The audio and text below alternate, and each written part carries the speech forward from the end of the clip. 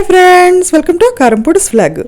అందరి ఇళ్ళల్లో కోడిగుడ్డు పొడి చేసుకుంటూ ఉంటాం కదా. అయితే దాంట్లో ఉల్లిపాయలు మాత్రమే వేస్తుంటారు.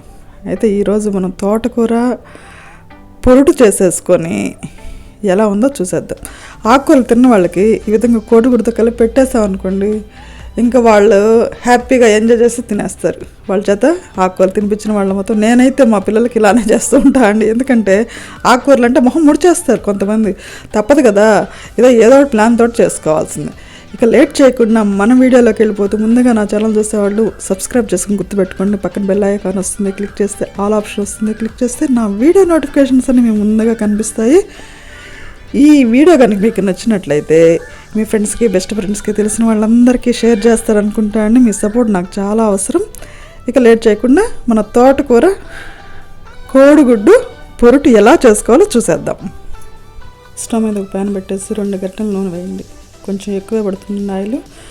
అలానే ఒక స్పూన్ ఆవాలు, స్పూన్ జీలకర్ర, కొంచెం పసుపు ఇప్పుడే వేసేయండి, మంచి కలర్ వస్తుంది. అలానే పెద్ద ఉల్లిపాయను కట్ చేసి, లేకపోతే చిన్న ఉల్లిపాయ అయితే 2-3 కట్ చేసేసి సన్న ముక్కలు వేసేసేయండి. 7-8 పచ్చిమిరపకాయలు చీలికలు వేసేసేయండి. ఇది చక్కగా కలబెట్టండి.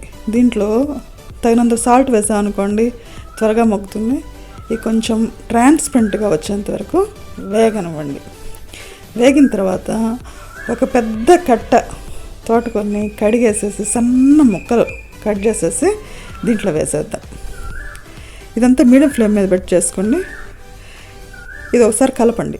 కలిపిన తర్వాత మనం మూత పెట్టామనుకోండి, తోటకూర త్వరగా మగ్గుతుంది. లేదనుకుంటే లేట్ అవుతుంది. ఒక 5 నిమిషాల తర్వాత మూత తీసి చూస్తే చక్కగా మగ్గుంటుంది. దాంట్లో నీళ్లు ఉంటాయి, ఆవిరికి నీళ్ళు వస్తాయి కదా, ఆ నీళ్లు పోయేంత వరకు మీడియం ఫ్లేమ్ మీద కలబెడుతూ వేయించండి. పూర్తిగా నీళ్లు పోయిన తర్వాత మీకు ఏమైనా అవసరమైతే సాల్ట్, కారం ఒకసారి చూసేసుకొని మీకు ఏమైనా అవసరమైతే సాల్ట్, కారం వేసేసుకోండి. ఇప్పుడు మన కోడిగుడ్లని 5 కానీ 6 కానీ మనకు కావాల్సిన కోడిగుడ్లు పగలగొట్టేసేసి వేసేసి కలపండి. అంటే మరీ ఎక్కువ గజిబిజిగా కలపబాకండి. లైట్గా కలిపి వదిలేసారనుకోండి, ఒక 5 నిమిషాలకి అవి కొంచెం గడ్డలుగా తయారవుతాయి. గజిబిజిగా కలిపారనుకో చిన్న చిన్న ముక్కలు అయిపోయి మన నోటికి తగలదనమాట. ఇలా కలిపిన తర్వాత 5 నిమిషాలు ఉంచిన తర్వాత మరలా ఒక్కసారి కలపండి. ఇంకా కలిపిన తర్వాత మరలా 5 మినిట్స్ ఉంచాలండి. ఎందుకంటే మనం కోడిగుడ్డు చక్కగా ఈ తోటకూరకి పట్టాలి. అలానే తడి లేకుండా ఉండాలండి. తడి ఉంటే నీచు వాసన వస్తుంది. ఇట్లా పొడి పొడిగా వచ్చేంత వరకు మీడియం ఫ్లేమ్ మీద మధ్యలో కలుపుతూ చక్కగా వేయించేద్దాం. నేను దీంట్లో ఎటువంటి మసాలా వాడలేదండి. టేస్ట్ అయితే అదిరిపోతుంది.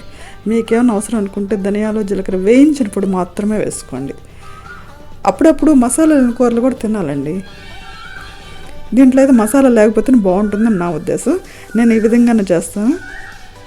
చాలా టేస్టీగా ఉంటుంది. మీరు ఒక్కసారి నా టిప్స్ ఫాలో అవుతూ ఈ విధంగా తోటకూర కోడిగుడ్డు పొడి చేశారనుకోండి, సూపర్. చెప్పాను కదా, తోటకూర తిన్న వాళ్ళకి ఈ విధంగా చేసి పెట్టారు. తోటకూరే కదండి, పాలకూర కూడా చేసుకోవచ్చు. ఇట్లా ఆకుకూరలు వేసి పొడి చేశారనుకోండి, చాలా హెల్త్కి మంచిది.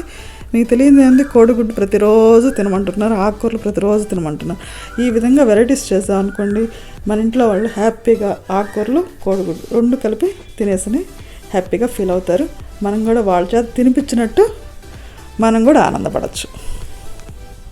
ఇది అన్నము, చపాతీ, రోటీ, పూరి ఇలా చెప్పుకుంటూ పోతే అన్నింట్లో చాలా చాలా బాగుంటుంది. ఈ వీడియో మీ అందరికి ఉపయోగపడుతుందని అనుకుంటా అండి. మరోసారి మన మంచి వీడియోతో మీ ముందుంటే మీ శ్రీదేవి.